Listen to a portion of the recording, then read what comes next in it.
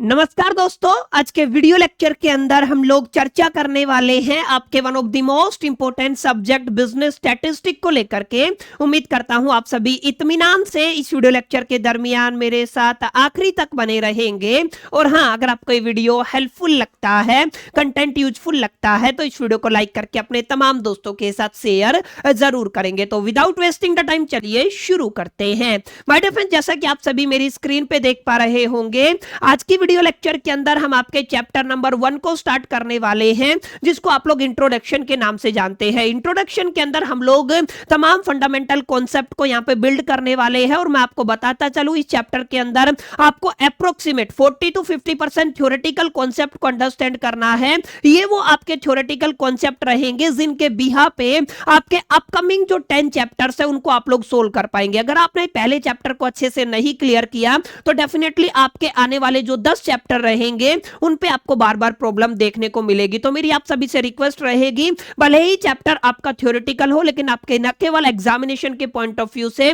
बल्कि आपकी basically foundational understanding के बिहा पे भी ये चैप्टर आप सभी के लिए काफी अहम, इंपॉर्टेंट और जरूरी होने वाला है। और जितने भी बच्चे दिल्ली यूनिवर्सिटी के स्टूडेंट हैं और दिल्ली यूनिवर्सिटी के अंदर बिजनेस स्टैटिस्टिक करके ये सब्जेक्ट आपको बीकॉम प्रोग्राम के अंदर अमूमन सेमेस्टर 3 के अंदर ऑफर किया जाता है, तो यहाँ पे आपको ध्यान ये देना है, अगर आप लोगों को ये सब्जेक्ट सेमेस्टर 3 के अंदर देखने को मिला है या सेमेस्टर 4 के अंदर देखने को मिला है, तो आपका सिलेबस 101% डिटो रहने वाला है। काफी यूट्यूब के ऊपर ऐसे टीचर हैं जो आपको directly measures of the central tendency से पढ़ाने वाले हैं, लेकिन मैं आप सभी को पहले चैप्टर से स्टार्टिंग कराऊंगा, दैट इज द इंट्रोडक्शन, क्योंकि इंट्रोडक्शन के अंदर हमें बुनियादी बातों को जानने को मिलेगा। सेकंड चैप्टर जो हम लोग अपने चैनल के ऊपर डिस्कस करने वाले हैं, that is the measures of the central tendency, और तीसरा चैप्टर हमारा रहेगा मेजर्स ऑफ द डिस्पर्जन। इसके अलावा चौथा चैप्टर आपका मोमेंट हो गया, सिक्यूनेस हो गया एंड द कर्टेसिस को आप लोग पढ़ोगे। पांचवें चैप्टर के अंदर हम लोग प्रोबेबिलिटी डिस्ट्रीब्यूशन को पढ़ने वाले, प्रोबेबिलिटी थ्योरी को पढ़ने वाले हैं। छठे चैप्टर के अंदर डिस्क्रिप्ट प्रोबेबिलिटी डिस्ट्रीब्यूशन को आप लोग पढ़ेंगे। सातवें चैप्टर के अंदर आप लोग नॉर्मल डिस्ट्रीब्यूशन को पढ़ने वाले हैं। आठवें चैप्टर के अंदर आप लोग कोरिलेशन एनालिसिस, और नवे चैप्टर के अंदर आप लोग रिग्रेशन एनालिसिस को पढ़ेंगे। और 10वां चैप्टर आपका टाइम सीरीज एनालिसिस करके रहेगा, और हमारा 11वां चैप्टर इंडेक्स नंबर रहेगा। कुल मिलाकर के आपके सिलेबस के अंदर अकॉर्डिंग टू मी एंड जो आपका यूनिवर्सिटी का करिकुलम है उसके अकॉर्डिंग आपके सिलेबस के अंदर 11 चैप्टर रहने वाले हैं। और इसी सीक्वेंस के अंदर आपको हमारी प्लेलिस्ट के अंदर तमाम क्लासेस देखने को मिल जाएंगी। बहरहाल अब ज्यादा बातें ना करते हुए बढ़ते हैं सेशन की तरफ और समझने की कोशिश करते हैं what is the exact meaning of business statistic. देखिए, अगर आप लोग बात बिजनेस स्टैटिस्टिक की करते हैं तो यहाँ पे दो अलग अलग शब्द आप सभी को देखने को मिल रहे हैं। एक शब्द बिजनेस है, जिसके बारे में आप सभी ने अच्छे से मालूमात हासिल की होगी, क्योंकि 11th के अंदर भी, 12th के अंदर भी, फर्स्ट ईयर के अंदर भी हम लोगों ने भर भर के बिजनेस को पढ़ा है। अब थोड़ा ध्यान दीजिएगा, सर ये जो शब्द है स्टैटिस्टिक, स्टैटिस्टिक का मीनिंग क्या होता है? अब आपको ध्यान ये देना है, स्टैटिस्टिक के अंदर ना बुनियादी तौर पे हम लोग डेटा के साथ डील करते हैं।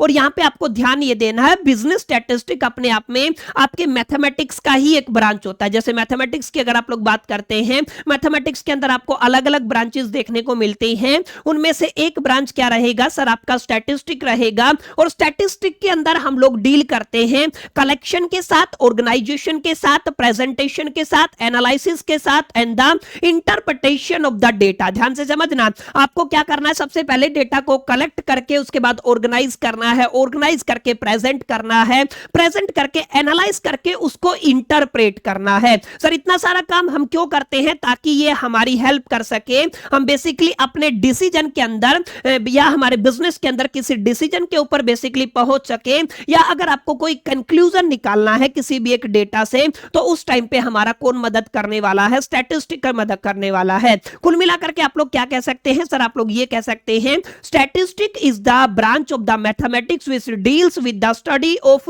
Collection, organisation, presentation, analysis and the interpretation of the data to help make a decision और ए ड्रॉ द कंक्लूजन। इसको आप लोग क्या कहते हैं सर? इसको आप लोग स्टैटिस्टिक कहते हैं। अब आपको समझना ये है कि सर स्टैटिस्टिक के अंदर हमने क्या पढ़ा कि मोटा मोटा हमें किसके साथ डील करना है? सर डेटा के साथ डील करना है। अब डेटा का मीनिंग क्या होता है आपको थोड़ा सा समझ लेना है। बाकी डिटेल में मैं अपकमिंग क्लासेज में आप सभी को बताने वाला हूं। डेटा का मतलब जो भी आप सभी के पास एक तरीके से रो इंफॉर्मेशन अवेलेबल होती है ना, उसको शॉर्ट फॉर्म में आप लोग क्या कह देते हैं, डेटा कह देते हैं। क्लियर है? तो यहाँ पे पूरा का पूरा काम किसके साथ रहेगा सर, डेटा के साथ रहेगा। और डेटा को कलेक्ट करने से लेके, ऑर्गेनाइज करने से लेके, उसकी प्रेजेंटेशन से लेके, एनालिसिस से लेके उसका इंटरप्रिटेशन। इंटरप्रिटेशन का मतलब क्या होता है, व्याख्या करना। मेरे अपने अनुभव के हिसाब से, मेरे खुद के व्यक्तिगत एक्सपीरियंस के हिसाब से, मेरा मतलब मैं एक वर्किंग प्रोफेशनल की बात कर रहा हूं जो बेसिकली स्टैटिस्टिक के अंदर डील करते हैं, वो इंटरप्रेट करते हैं उस डेटा को, ठीक है,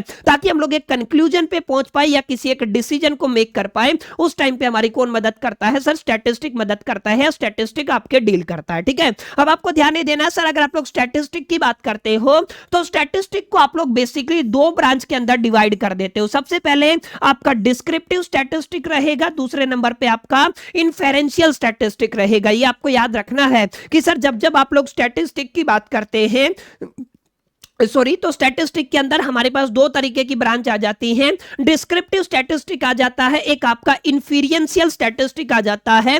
डिस्क्रिप्टिव स्टैटिस्टिक के अंदर हम लोग समराइज करते हैं और प्रेजेंट करते हैं डेटा को यूजिंग, जैसे आपका टेबल हो गया, विजुअल्स हो गया, ग्राफ्स हो गया या एवरेज हो गया। कुल मिलाकर के आप लोग क्या कहेंगे, यहां पे जो आपका डेटा है उसका प्रेजेंट करना, उसको समराइज करना, किसकी हेल्प से सर, टेबल की हेल्प से सर, ग्राफ की हेल्प से और सर आपकी एवरेज की हेल्प से। ऐसे ही हमारे पास मल्टीपल कंपोनेंट है, उसको आप लोग क्या कहते हो, डिस्क्रिप्टिव स्टैटिस्टिक। यानी कि डिस्क्रिप्टिव स्टैटिस्टिक के अंदर आपको टेबल्स देखने को मिलेंगी, ग्राफ देखने को मिलेगा, एवरेज देखने को मिलेगा, और कुल मिलाकर के डेटा को समराइज हमें करना होता है और प्रेजेंट करना होता है, ठीक है। अगर आप लोग बात इन्फेरेंशियल स्टैटिस्टिक की करते हो तो यहां पे सबसे पहले तो आप लोग सिंपल डेटा का इस्तेमाल करते हो किसी एक कंक्लूजन के लिए, या फिर आप लोग कह सकते हो कुछ प्रेडिक्ट करने के लिए अबाउट द लार्ज पॉपुलेशन। ये आपको थोड़ा ध्यान में रखना है, जब भी लार्ज पॉपुलेशन की बात करेंगे और यहां पर अगर आप लोग सिंपल डेटा का इस्तेमाल करते हो, सिंपल डेटा का इस्तेमाल करके अगर आप लोग किसी कंक्लूजन पे पहुंचना चाहते हैं ना, तो हम के वहां पे कौन से स्टैटिस्टिक को बेसिकली पढ़ते हैं,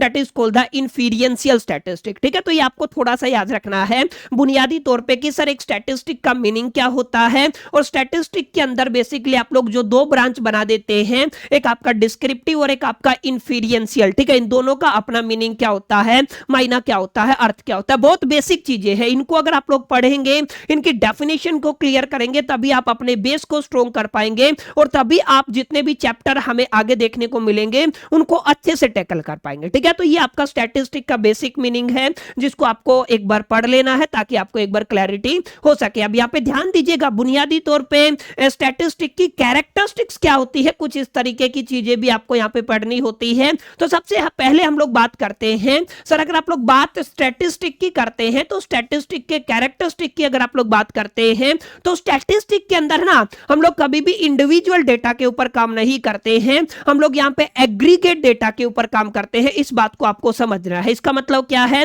इसका मतलब आप लोग ये कह सकते हैं सर, अगर आप लोग स्टैटिस्टिक की बात करते हो तो स्टैटिस्टिक के अंदर डील किया जाता है एग्रीगेटेड डेटा के साथ, एग्रीगेट के साथ, या फिर आप लोग कहेंगे एग्रीगेट ऑफ द फैक्ट के साथ। माने इंडिविजुअल डेटा के ऊपर आप लोग कहां पे काम नहीं करते हैं, स्टैटिस्टिक के अंदर काम नहीं करते हैं। यही बात मैंने लिखी हुई है, it studied A group of observation. माने यहां पे आपको किसकी स्टडी करनी पड़ती है, ग्रुप ऑफ ऑब्जर्वेशन की स्टडी करनी पड़ती है। किसी इंडिविजुअल या सिंगल आइटम को स्टैटिस्टिक के अंदर पढ़ा नहीं जाता है। अब इसको आप लोग कैरेक्टरिस्टिक की तरह भी कंसीडर कर सकते हैं, इसको आप लोग लिमिटेशन की तरह भी कंसीडर कर सकते हैं, ठीक है। जैसे अगर आप लोग बात करते हैं, अगर आप लोगों को बेसिकली मार्क्स नोट करने हैं तो एंटायर क्लास के मार्क्स हो गए जैसे, ठीक है, इंडिविजुअल बच्चे के नोट नहीं करने हैं। अगर आप लोग स्टैटिस्टिक के अंदर डेटा देखेंगे तो आपको पूरी की पूरी क्लास के बेसिकली मार्क्स वहां पे देखने को मिलेंगे। कुल मिलाकर के आप लोग ये कह सकते हैं कि सर स्टैटिस्टिक के अंदर ना हम लोग इंडिविजुअल आइटम के ऊपर, इंडिविजुअल डेटा के ऊपर काम नहीं करते हैं,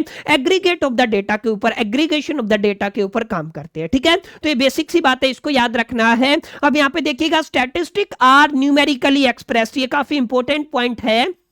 यहाँ पे ना आप लोग यहाँ पे समझिएगा, एक क्वांटिटी होता है, एक क्वालिटी होता है। क्वांटिटी का मतलब आप लोग ये समझिएगा न्यूमेरिकल वैल्यू, ठीक है। तो यहाँ पे स्टैटिस्टिक के अंदर आप लोग क्या करते हो, न्यूमेरिकली एक्सप्रेस्ड करते हो, माने जो भी आपके पास स्टैटिस्टिकल डेटा प्रेजेंट होता है उसकी क्या होनी चाहिए सर, आपकी एक न्यूमेरिकल फॉर्म होनी चाहिए। समझ में आया? अगर न्यूमेरिकल फॉर्म अवेलेबल नहीं है तो वो डेटा बेसिकली स्टैटिस्टिक के अंदर कुछ भी यूज का नहीं रहेगा।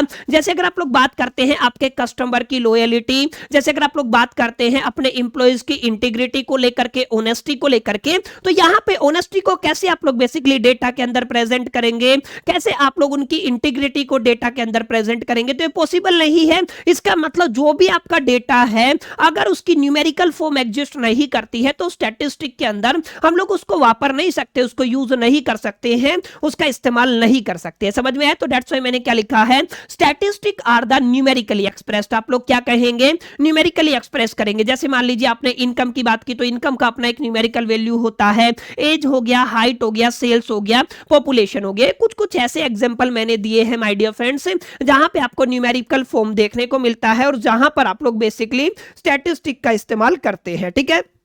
चलिए आगे बढ़ते हैं। अगला जो आपका बेसिकली कैरेक्टरिस्टिक रहेगा, that is the statistic are affected by the multiplicity of the causes. माने यहां पे ध्यान दीजिएगा, आपका ये अफेक्ट होता है मल्टीप्लिसिटी ऑफ द कॉजेज से। माने यहां पे एक घटना घटती है, उस घटना के घटने के पीछे जो आपके अफेक्टिंग फैक्टर्स होते हैं ना, वो मल्टीपल एग्जिस्ट करते हैं। जैसे मैं आपको एक एग्जांपल से समझाता हूं, मान लीजिए आपको क्रॉप का प्रोडक्शन लेना है, ठीक है। अब ये क्रॉप का जो प्रोडक्शन है ना, केवल एक फैक्टर के ऊपर डिपेंड नहीं करता है, मल्टीपल फैक्टर के ऊपर डिपेंड करता है। जैसे रेनफॉल का कंडीशन कैसा था, सोइल की क्वालिटी कैसी थी, फर्टिलाइजर कैसे यूज किया, क्लाइमेट कंडीशन क्या थी। यानी कि आपको क्या दिखा, एक बेसिकली क्रॉप प्रोडक्शन के केस में my dear friends multiple factors है जो जिम्मेदार है। दैट्स व्हाई हम लोग क्या कहते हैं, statistic are affected by the multiplicity of the causes. समझ में आया? यानी कि स्टैटिस्टिक है वो अफेक्ट होती है किससे sir, multiplicity of the causes से। अब यहां पे एक इंपॉर्टेंट बात और ध्यान दीजिएगा, स्टैटिस्टिक आर कलेक्टेड, यानी कि statistic are collected for a definite purpose. ये काफी इंपॉर्टेंट बात रहेगी। स्टैटिस्टिक को आप लोग कलेक्ट करते हैं एक डेफिनेट ऑब्जेक्टिव के लिए या फिर पर्पज के लिए, किसी स्पेसिफिक ऑब्जेक्टिव के लिए आप लोग क्या करते हैं, किसी भी ऑपरेशंस को अंजाम देते हैं। जैसे एग्जांपल से मैं आपको समझाता हूं, मान लीजिए आप लोगों ने कलेक्ट किया है अनएम्प्लॉयमेंट डेटा को, ठीक है। अब ये जो अनएम्प्लॉयमेंट डेटा है बेसिकली हो सकता है हम लोग किसके लिए यूज कर रहे हो, आपकी एम्प्लॉयमेंट पॉलिसीज को मेकिंग करने के लिए। माने जैसे कि आपने अनएम्प्लॉयमेंट डेटा को बेसिकली कलेक्ट किया है तो उसका इस्तेमाल हम लोग किसके लिए करेंगे, मान लीजिए एम्प्लॉयमेंट पॉलिसी बनाने के लिए करेंगे। तो यहाँ पे जो डेटा आपने कलेक्ट किया ना, जो डेटा आपने इकट्ठा किया स्टैटिस्टिक के अंदर, उसका एक डेफिनेट पर्पज, एक डेफिनेट, एक स्पेसिफिक ऑब्जेक्टिव है, ठीक है। तो कुल मिलाकर के हमने क्या कहा कि यहाँ पे जो मेन कैरेक्टरिस्टिक्स की अगर आप लोग बात करते हैं तो स्टैटिस्टिक के अंदर आप लोग एग्रीगेट डेटा का इस्तेमाल करने वाले हैं, एग्रीगेशन ऑफ द फैक्ट की बात करेंगे। इंडिविजुअल डेटा और सिंगल डेटा का हम लोग यहां पे यूज नहीं करने वाले हैं। इसके अलावा मैंने बताया स्टैटिस्टिक आर न्यूमेरिकली एक्सप्रेस्ड, माने जिस भी डेटा को न्यूमेरिकली एक्सप्रेस्ड नहीं किया जा सकता स्टैटिस्टिक के अंदर अमूमन बुनियादी तौर पे उसका कोई इस्तेमाल नहीं होता है। तीसरे नंबर पे हमने पढ़ा statistic are affected by the multiplicity of the causes, और चौथा मैंने आपको पढ़ाया statistic are collected for a definite purpose. Statistic क्या होता है, इसको कलेक्ट करते हो किसी एक डेफिनेट पर्पस के लिए, ठीक है। तो ये कुछ कुछ बुनियादी बातें आई होप कि आपको समझ में आई होंगी और आपको एक क्लैरिटी मिल रहा होगा कि सर स्टैटिस्टिक के अंदर एग्जैक्टली किस तरीके का सीन आपको देखने को मिलता है। इसके अलावा जो अगला कैरेक्टरिस्टिक रहेगा वो ये है कि सर यहां पे ना स्टैटिस्टिक आर कलेक्टेड सिस्टमैटिकली। जो स्टैटिस्टिक है उसको बेसिकली कलेक्ट किया जाता है सिस्टमैटिक वे में। सिस्टमैटिक वे में माने आप लोग कह सकते हो यहां पे जो भी आप लोग बेसिकली डेटा को कलेक्ट करोगे वो किसी एक प्लानिंग के तहत और किसी एक ऑर्गेनाइज्ड वे में बेसिकली क्या करने वाले हो, आप लोग डेटा को कलेक्ट करने वाले हो। यानी कि आप लोग क्या कहोगे, यहां पे साफ साफ लिखा हुआ है डेटा मस्ट बी कलेक्टेड। देखिए यहां पे लिखा हुआ है ना, डेटा को आप लोग कलेक्ट करते हो किसमें, according to a planned and a organised method. समझ में है ना, जो भी आपने पहले ही प्री प्लानिंग किया है, ठीक है, प्लानिंग जो आपने किया है और जो भी आपका एक ऑर्गेनाइज मेथड है ना, उसके हिसाब से आप लोग क्या करते हो, डेटा का कलेक्शन करते हो। दैट्स व्हाई आप लोग क्या कहते हो कि sir statistic are collected systematically. समझ में आया? ये आपको पढ़ लेना है। इसके अलावा यहाँ पे ध्यान दीजिएगा, स्टैटिस्टिक के अंदर रैंडम या फिर आप लोग कह दीजिए careless collection is not consider statistic data. ये काफी इंपॉर्टेंट बात है, ठीक है। अगर आपका यहाँ पे कोई भी रैंडम डेटा होता है या फिर बेसिकली केयरलेस डेटा होता है तो उसको आप लोग यहाँ पे स्टैटिस्टिकल डेटा की कैटेगरी में नहीं रखते हैं। इस पॉइंट को भी आपको अपने दिलो दिमाग और जहन के अंदर बैठा लेना है। इसके अलावा एक पॉइंट है, इसको आप लोग पढ़िएगा। यहाँ पे ये वाला पॉइंट ठीक ठाक है, स्टैटिस्टिक्स आर कंपेरेबल। यहाँ पे क्या होता है, स्टैटिस्टिक क्या होती है, कंपेरेबल होती है। जैसे अगर आप लोग बात करेंगे data should be collected using the same unit, यानी कि आप सेम यूनिट का इस्तेमाल करें, सेम मेथड्स का इस्तेमाल करें, and the time period to ensure the valid comparison. समझ में है, यानी कि आपको क्या करना होता है, यहाँ पे डेटा को कुछ इस तरीके से कलेक्ट करना होता है ताकि इसको बाद में जाके ना इजीली क्या किया जा सके, सर कंपेयर किया जा सके। ये आपको याद रखना, इसको क्या किया जा सके, कंपेयर किया जा सके, ठीक है। तो these are the very few characteristic. इसके अलावा भी काफी सारी एग्जिस्ट कर सकती हैं, लेकिन सेशन ज्यादा बोरियत भरा हो जाएगा, दैट्स व्हाई हम लोग केवल लिमिटेड नंबर ऑफ फैक्टर्स को पढ़ने वाले हैं। यहां पर मैंने कोशिश की है अपनी प्रेजेंटेशन के अंदर केवल वही बातें डालने की जिनका हम लोग अपने आने वाले चैप्टर्स के अंदर, जो आपके 10 चैप्टर बच जाएंगे ना, आपके चैप्टर नंबर 2 से लेके चैप्टर नंबर 11, उनके अंदर जिनका हमें इस्तेमाल करना, तो बाद में फिर मेरे को मेहनत ना करनी पड़े। इनिशियल लेवल से आपको एक क्लैरिटी मिल जाए कि सर स्टैटिस्टिक्स से जुड़ी हुई ना एक अच्छी खासी कमांड हमारे पास है। कुछ इस तरीके का टारगेट मैं लेके चल रहा हूं। बाकी अगर आप लोग किताब खोलेंगे तो किताब के अंदर आपको भर भर के और भी बहुत सारे पॉइंट मिल जाएंगे जो आपको डेफिनेटली और बेटर क्लैरिटी देंगे ताकि आप लोग इस कॉन्सेप्ट को अच्छे से बिल्ड कर सके। अच्छा, किताब से मेरे को याद आया कि सर किताब कौन सी खरीदनी है। हालांकि सिलेबस डिस्कशन के अंदर मैंने काफी डिटेल में बता दिया था आपको कौन सी किताब खरीदनी है। अगर आप लोग दिल्ली यूनिवर्सिटी के स्टूडेंट हैं तो देखिए बीकॉम प्रोग्राम के अंदर सेमेस्टर 3 के अंदर ये सब्जेक्ट देखने को मिलता है। ध्यान से समझना जो बातें मैं आपको बता रहा हूं, ठीक है।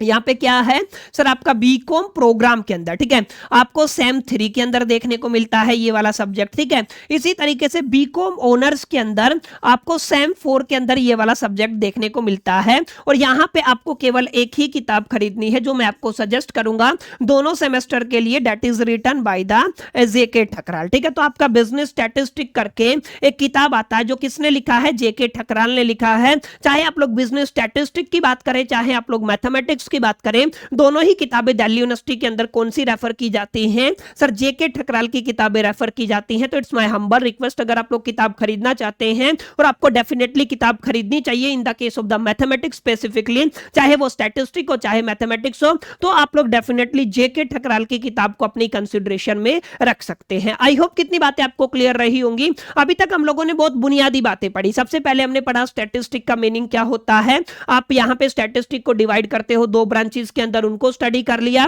कैरेक्टरिस्टिक ऑफ द स्टैटिस्टिक के अंदर कुछ हम लोगों ने 8 एक पॉइंट कंसीडर किए हैं जो काफी अहम इंपॉर्टेंट और जरूरी हो जाते हैं आपकी अंडरस्टैंडिंग के बिहाफ पे, ठीक है। अब यहां पे एक बड़ा सवाल आता है, सर स्टैटिस्टिक की अगर आप लोग बात करते हैं ना, तो स्टैटिस्टिक आर्ट है या साइंस है या दोनों है, ये बड़ा सवाल होता है। और कई बार बच्चे कंफ्यूज हो जाते हैं, और क्योंकि मेरे को आपका बेस तैयार करना है, हमें एक एक कॉन्सेप्ट को डिटेल में जाकर के पढ़ना है, तो मैं समझता हूं इस चीज को हमें डिस्कस करना चाहिए। देखिए यहां पे 2 इंपॉर्टेंट टर्म है। सबसे पहले तो क्या है कि सर साइंस किसे बोलोगे आप लोग, ठीक है। दूसरा क्या रहेगा सर, आर्ट किसे बोलोगे, ये काफी अहम मुद्दा है, या दोनों, ये आप समझिएगा, ठीक है। अगर आपको ये समझ में आ गया सर साइंस किसे बोला जाता है, आर्ट किसे बोला जाता है, ठीक है, तो वहां से आपको क्लैरिटी होगा। अब आपको समझना है, अगर आप लोग स्टैटिस्टिक की बात करते हैं, एक बार के लिए स्टैटिस्टिक को भूल जाइए, ठीक है। जहां पर भी जिस भी सब्जेक्ट के अंदर माय डियर फ्रेंड्स आपको प्रिंसिपल, फॉर्मूलाज और टेक्निक्स देखने को मिलती है, जहां पे एक सिस्टमैटिक बॉडी ऑफ नॉलेज देखने को मिलता है, उसको आप लोग साइंस बोल सकते हैं। इज इट क्लियर, समझ में आया मैंने क्या कहा। जहां पर भी आपको बेसिकली प्रिंसिपल्स देखने को मिलते हैं, सिद्धांत देखने को मिलते हैं, जहां पे भी आपको फॉर्मूलाज देखने को मिलते हैं, जहां पर भी आपको टेक्निक्स देखने को मिलती है, जहां पर भी आपको एक सिस्टमैटिक बेसिकली वे मिलता है, उसको आप लोग क्या बोलते हो, साइंस बोलते हो। और जहां पर आप लोगों को नॉलेज को परफॉर्म करने के लिए स्किल्स की जरूरत होती है, स्पेशल टेक्निक टेक्निक्स की जरूरत होती है उसको आप लोग क्या बोलोगे, आर्ट बोलोगे। कुल मिलाकर के सबसे पहले हम लोग ये कह सकते हैं कि सर यहां पे अगर आप लोग बात करेंगे ना तो स्टैटिस्टिक्स साइंस है, इस बात में कोई दो राय नहीं है। क्यों नहीं है, मैं इसका आपको एक जस्टिफिकेशन दे देता हूं, क्योंकि यहां पे आपको बेसिकली बहुत सारे सिस्टमैटिक और उसके साथ साथ आपको यहां पर बहुत सारे साइंटिफिक मेथड्स देखने को मिलते हैं। सर किसके लिए, अभी अभी हमने बात की ना, यहां पे आप लोग किसकी बात करते हैं सर, डेटा की बात करते हैं, ठीक है ना। अब डेटा को कलेक्ट करना होता है, डेटा को प्रेजेंट करना होता है, ऑर्गेनाइज करना होता है, एनालाइज करना होता है, उसके बाद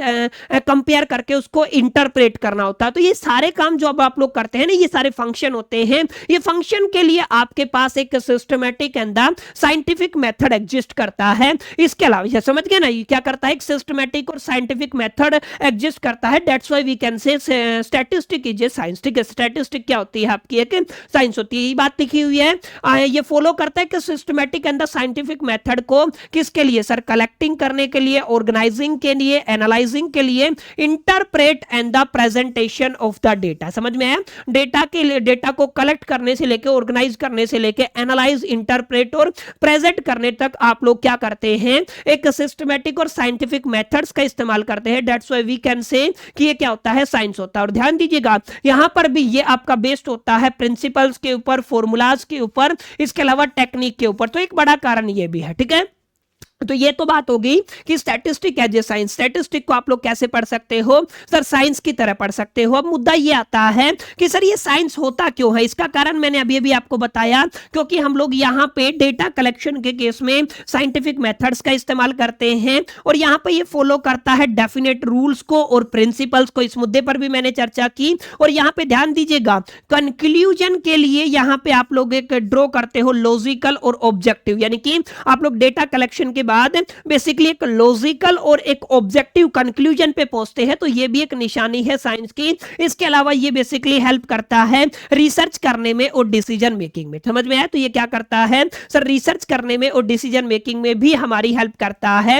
ये कुछ बुनियादी कारण है जिनकी वजह से हम लोग कह सकते हैं सर हमारा जो स्टैटिस्टिक सब्जेक्ट है ना, यानी कि हमारा जो स्टैटिस्टिक सब्जेक्ट है वो किसकी तरह बिहेव कर या किसकी तरह है सर, साइंस की तरह। तो आप लोग कहेंगे कि यस, जो आपका स्टैटिस्टिक है वो क्या है सर, साइंस है। इसके अलावा दूसरी बात आती है सर, क्या है, जिसको आप लोगों ने आर्ट बोला। अगर आप लोग आर्ट की बात करते हो तो आर्ट का मतलब ये होता है कि सर जो नॉलेज आपने लिया, यानी कि जो सिस्टमैटिक नॉलेज आपने यहां से एक्वायर किया, ठीक है, उस नॉलेज को बेसिकली उसकी एप्लीकेशन के लिए, नॉलेज की एप्लीकेशन के लिए, या मैं कहूंगा करेक्ट एप्लीकेशन के लिए आपको बेसिकली एक्सपीरियंस, स्किल, जजमेंट और इंटरप्रिटेशन की जरूरत होती है। और ये सारी चीजें जहां पर होती है ना, उसको आप लोग ऑटोमेटिकली आर्ट बोलते हैं। समझ में आया, यानी कि आर्ट के अंदर आपको क्या होना था, आर्ट के अंदर एक पर्सन के पास स्किल भी रहेगा, तभी तो वो उस पर्टिकुलर नॉलेज को करेक्टली इंप्लीमेंट कर पाएगा ना, यानी कि उसके पास स्किल होगा, जजमेंट होगा, इंटरप्रिटेशन होगा और एक्सपीरियंस होगा। Is it clear. तो ये आपको याद रखना है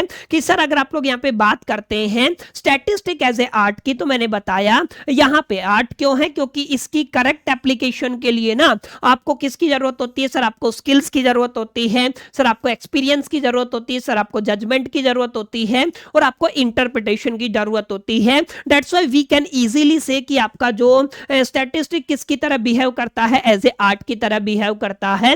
the usefulness of the statistic depend how effectively the methods are applied. That is going to be very very important कि यहां पे कितना इफेक्टिव तरीके से आप लोग मेथड्स को अप्लाई करते हैं, इस चीज के ऊपर डिपेंड करता है क्या sir, usefulness of the statistic. ठीक है, तो ये कुछ बुनियादी कारण है जिनकी वजह से आप लोग कह सकते हो कि सर आपका स्टैटिस्टिक एज ए आर्ट भी बिहेव करता है। और यही वो मैंने आपके कुछ कुछ कारण बताए हैं, मैंने वाई का भी जवाब दे दिया है, एक बार इसको आप लोगों को पढ़ लेना है। इसका मतलब आप लोग क्या कह सकते हो सर, यहां पे आपका जो स्टैटिस्टिक है उस स्टैटिस्टिक को हमने पढ़ा सर, ये आर्ट तो है ही है, ठीक है ना, ये हमने आर्ट्स का भी समझा, इसके अलावा हमने समझा ये क्या है सर, आपका साइंस का भी है। तो कंक्लूजन क्या निकलेगा सर, ये किसकी तरह है सर, आपके दोनों की तरह है, आर्ट भी है एज वेल एज क्या है, साइंस भी है। दोनों का कारण आपको पता होना चाहिए। किसी भी सब्जेक्ट के अंदर आप लोग कब उसको बेसिकली आर्ट बोलेंगे, कब उसको साइंस बोलेंगे, ये एक बड़ा मुद्दा है, काफी अहम मुद्दा है। और ये बेसिकली आर्ट और साइंस वाला जो कंपैरिजन है ना,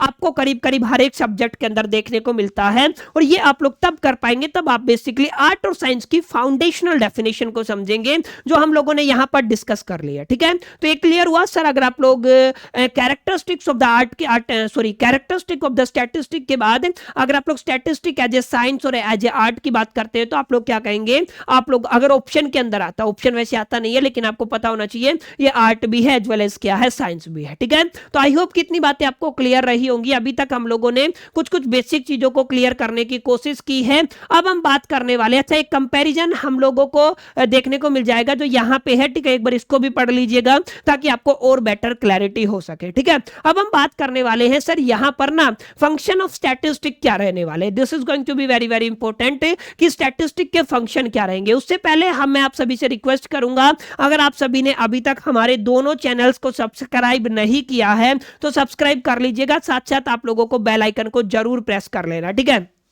ध्यान दीजिएगा।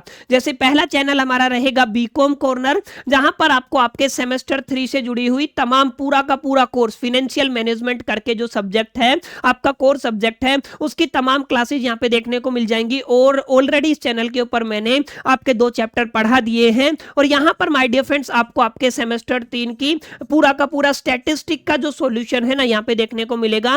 पूरी की पूरी स्टैटिस्टिक का कोर्स आपको समय रहते आपके एग्जामिनेशन से पहले हमारे चैनल पे कवर कराया जाएगा। तो आप सभी से मेरी रिक्वेस्ट है प्लीज इन दोनों चैनल्स को सब्सक्राइब करके साथ साथ बेल आइकन को जरूर प्रेस कर लीजिएगा।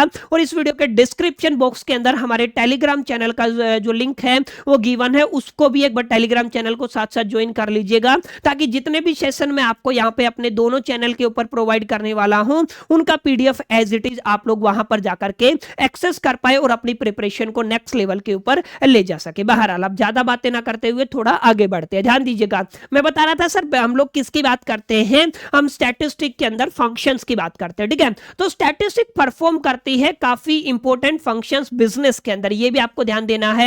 सर बात अगर आप लोग बिजनेस की करते हैं, सर बात अगर आप लोग इकोनॉमिक्स की करते हैं, बात अगर आप लोग गवर्नमेंट की करते हैं, बात अगर आप लोग रिसर्च और डेली लाइफ की करते हैं, तो इन तमाम केसेस के अंदर आपको फंक्शन क्या देखने को मिलता है, स्टैटिस्टिक का इंप्लीमेंटेशन देखने को मिलता है। तो यहां पे आपको समझना है, यहां पे क्या करना है आपको समझना है। अगर आप लोग my dear friends functions of statistic की बात करते हैं, ठीक है, किसकी बात करते हैं, फंक्शंस ऑफ स्टैटिस्टिक की बात करते हैं, तो यहां पे बुनियादी तौर पे हमें किसके साथ डील करना होगा, जस्ट ए मिनट, हमें डील करना होगा माय डियर फ्रेंड्स आपके डेटा के साथ। ठीक है, अब यहां पे करना क्या होता है, सबसे पहले मेरे को डेटा का क्या करना होता है, कलेक्शन करना होता है। सबसे पहले आप लोग क्या करोगे, डेटा का कलेक्शन करोगे, उसके बाद आप लोग डेटा को क्या करने वाले हो सर, डेटा को ऑर्गेनाइज करने वाले हो। ऑर्गेनाइज करने के बाद आप लोग क्या करोगे, डेटा को माय डियर फ्रेंड्स उसका प्रेजेंटेशन करोगे। क्लियर है, तो ये ऐसे हम लोग आगे बढ़ते चलेंगे। अभी आपको समझना है कि जब भी आप लोग एप्लीकेशन ऑफ द स्टैटिस्टिक की बात करेंगे, sorry functions of the statistic की बात करेंगे,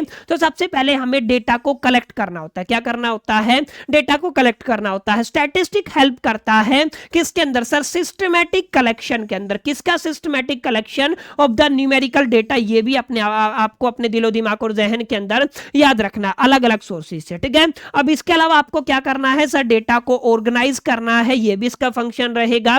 माने it organize the raw data into a meaningful form through the classification and the tabulation. समझ में आया, यानी कि आपको डेटा का क्लासिफिकेशन करना है, टेबुलाइजेशन करना है। इन दोनों टेक्निक के बिहाफ पे आप लोग रो डेटा को मीनिंगफुल फॉर्म में कन्वर्ट कर देते हैं, इसको आप लोग ऑर्गेनाइजेशन ऑफ डेटा बोलते हैं। इसके अलावा आप लोग क्या करते हो, प्रेजेंटेशन ऑफ डेटा करते हो, माने स्टैटिस्टिक प्रेजेंट करती है आपके डेटा को into the simple and attractive manner using the tables हो गया, चार्ट हो गया, डायग्राम हो गया एंड ग्राफ हो गया। ठीक है, यानी कि जो आपकी सिंपल सी इंफॉर्मेशन है, सिंपल सा डेटा है, उसको मीनिंगफुल मैनर्स के अंदर कन्वर्ट करने में हेल्प करता है आपका स्टैटिस्टिक। तो कुल मिलाकर के आप लोग कहेंगे sir collection of data is a function of the statistic, उसके बाद ऑर्गेनाइजेशन ऑफ डेटा हो गया, इसके बाद आपका प्रेजेंटेशन ऑफ डेटा हो गया, प्रेजेंटेशन के बाद आपको डेटा का एनालिसिस करना पड़ता है। ठीक है, अब यहां पे आपको क्या करना है, एनालिसिस करना है। एनालिसिस के अंदर आप लोग ध्यान दीजिएगा, आपको क्या करना है, आपको अलग अलग स्टैटिस्टिकल टेक्निक का इस्तेमाल करके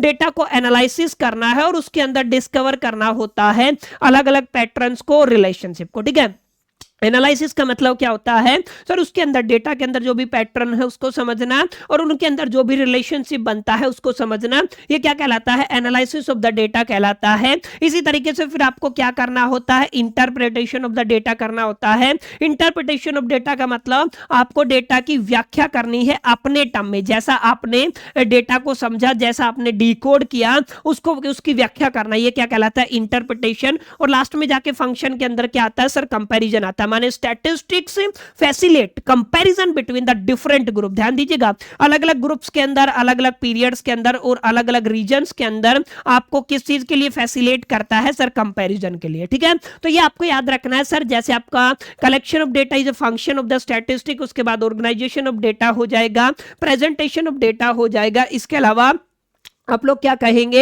एनालिसिस ऑफ द डेटा हो जाएगा, इंटरप्रिटेशन ऑफ द डेटा हो जाएगा and the comparison of data हो जाएगा। ये क्या है सर, आपके स्टैटिस्टिक के फंक्शन हैं और इन पर आपको कमांड करना अच्छे से आना चाहिए। इनको लर्न कर लेना है, मेमोराइज कर लेना है, क्योंकि कुछ कुछ चीजें हैं मैंने बताया था जो थ्योरेटिकल रहेंगी, जहां पे बिना याद किए आपका कोई भी काम बनने वाला नहीं है। ठीक है, आई होप कितनी बातें क्लियर रही होंगी। अब अभी तक हमने क्या पढ़ा, अभी तक हम लोगों ने काफी ऐसी ऐसी चीजें पढ़ ली जो बेसिकली जैसे पॉजिटिव प्रोज की बात कर लीजिए, ठीक है, लेकिन कुछ कुछ कॉन्स भी है, कुछ कुछ लिमिटेशन भी है जो स्टैटिस्टिक के अंदर हमें देखने को मिलती हैं, तो उन पर भी हमें एक नजर मारनी है। सबसे पहले ध्यान दीजिएगा, आपका जो पहला लिमिटेशन रहेगा सर, स्टैटिस्टिक डील करता है न्यूमेरिकल डेटा के ऊपर, ठीक है, यानी कि ये क्वालिटी के ऊपर काम नहीं करता है, क्वांटिटी के ऊपर काम करता है। अब जैसे अगर मान लीजिए ऑनेस्टी की बात कीजिए, इंटेलिजेंस की बात कीजिए, ब्यूटी की बात कीजिए, हैप्पीनेस की बात कीजिए, ये कुछ ऐसी चीजें हैं जिनको आप लोग बेसिकली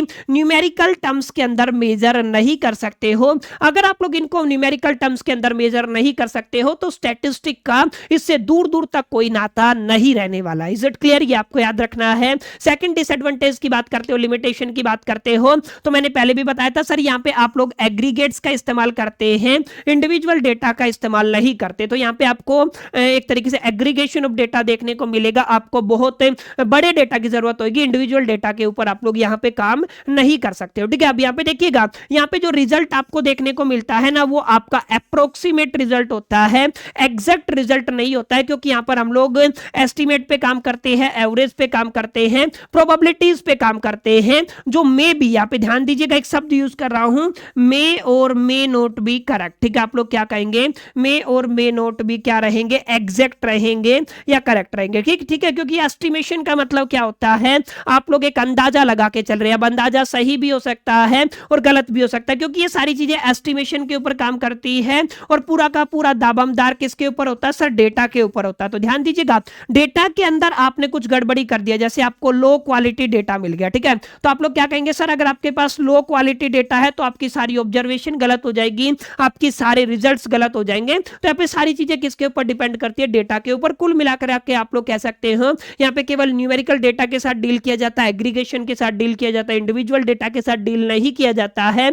यहाँ पे जो भी रिजल्ट है ना, वो अप्रोक्सीमेट होते, चाहे वो एस्टिमेट की बात कर लीजिए, एवरेज की बात कर लीजिए और प्रोबेबिलिटीज की बात कर लीजिए, ठीक है, और वो एग्जैक्ट हो भी सकते हैं, नहीं भी हो सकते हैं, ये डिपेंड करता है डेटा की क्वालिटी के ऊपर। ठीक है, अब इसके अलावा अगर आप लोग यहाँ पे लिखना चाहे तो ध्यान दीजिएगा, एक पॉइंट आप लोग लिख सकते हो, जो आपका statistic can not establish cause and effect relationship. माने कॉज एंड इफेक्ट रिलेशनशिप का मतलब क्या होता है, कोई एक घटना हो गई है, कोई एक इंसिडेंट हो गया है, उसके कुछ कॉज होते हैं और उनकी वजह से इफेक्ट होता है, तो कुछ इस तरीके का सीन आपको यहाँ पे देखने को नहीं मिलता है। सबसे जरूरी पॉइंट है sir, statistic cannot be misuse. ठीक है ना, स्टैटिस्टिक क्या नहीं होती है, sorry, statistic can be misuse. इसका मतलब क्या होता है, ध्यान से समझना। यहाँ पे देखिए, आपके पास हो सकता है इनकरेक्ट डेटा कलेक्शन हो जाए, ठीक है, आपका एनालिसिस इम्प्रॉपर हो जाए, या आपके पास बेसिकली मिसलीडिंग प्रेजेंटेशन हो जाए। ठीक है, इसकी वजह से क्या प्रोड्यूस हो सकता है सर, फॉल्स कंक्लूजन प्रोड्यूस हो सकता है। इसी को आप लोग क्या कह सकते हो सर, इसका क्या हो सकता है, मिसयूज हो सकता है। ठीक है, और मैंने पहले भी बताया, इसका जो रिजल्ट है वो 100% सेम रहे, एग्जैक्ट रहे, ये कोई जरूरी तो नहीं। ठीक है, ये आपको याद रखना है। इसके अलावा ये आपको काफी इंपॉर्टेंट पॉइंट है सर, स्टैटिस्टिक के अंदर ना आपको स्किल्ड इंटरप्रिटेशन की जरूरत होती है। कोई भी नॉर्मल व्यक्ति स्टैटिस्टिक के अंदर इंटरप्रिटेशन नहीं कर सकता है। This is going to be आपका लास्ट एंड सिक्स्थ लिमिटेशन। ठीक है, तो कुल मिलाकर के हमने 6 लिमिटेशन पढ़ी। सबसे पहले यहाँ पे स्टैटिस्टिक डील करती है केवल न्यूमेरिकल डेटा के साथ, स्टैटिस्टिक डील करती है एग्रीगेट्स के साथ, इंडिविजुअल के साथ नहीं करती। यहाँ पे रिजल्ट अप्रोक्सीमेट आते हैं तो मे और मे नॉट बी वो एग्जैक्ट हो, ठीक है। और यहाँ पे statistic can not establish the cause and effect relationship, ये आपको याद रखना है। और स्टैटिस्टिक को आप लोग मिसयूज कर सकते हैं, स्टैटिस्टिक कैन बी मिसयूज, ठीक है ना। और लास्ट में क्या रहेगा, statistic requires the skill interpretation. तो कुल मिलाकर के ये क्या होगी, ये सर आपकी लिमिटेशन हो गई है in the case of the statistic. और उम्मीद करता हूं यहां तक चीजें आपको क्लियर रही होंगी, कुछ कुछ चीजें आपको यहाँ पे समझ में आ गई होंगी। मेरा मानना है जो 4-5 टॉपिक मैंने करवाए हैं उसकी क्लैरिटी आपको मिल गया होगा और आपको समझ में आया होगा ये पूरा का पूरा मामला क्या है, ठीक है। अब जैसे ही एक क्लास और लेंगे, एक अगली क्लास के अंदर ना आपको बहुत कम थ्योरी देखने को मिलेगी, प्रैक्टिकल एस्पेक्ट ज्यादा देखने को मिलेगा। कुल मिलाकर के 3 या 4 क्लासेस के अंदर आपका पहला चैप्टर कंप्लीट हो जाएगा। बाकी आपको ये सेशन कैसा लगा कमेंट बॉक्स में जरूर बताइएगा। पहली दफा चैनल पे आए हैं तो चैनल को सब्सक्राइब करके बेल आइकन को जरूर प्रेस कर लीजिएगा। इस वीडियो के अंदर इतना ही, मिलते हैं नेक्स्ट वीडियो के अंदर। जब तक लिए मैं तो सोल दी बेस्ट, लकी प्लान।